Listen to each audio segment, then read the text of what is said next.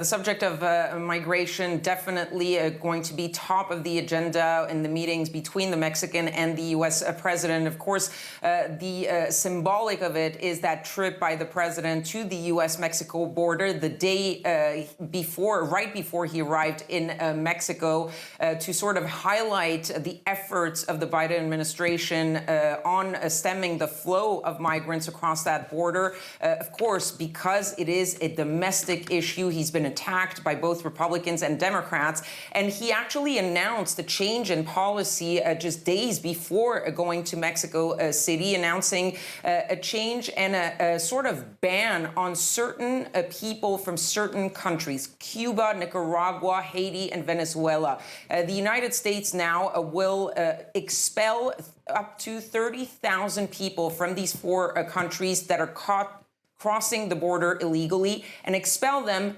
back to Mexico. And that is where the negotiations between the two countries come in, because the Mexican are saying that this plan has been done with cooperation between the two countries. And the Mexican president actually said that he was willing possibly to welcome more of these expelled migrants in Mexico if needed.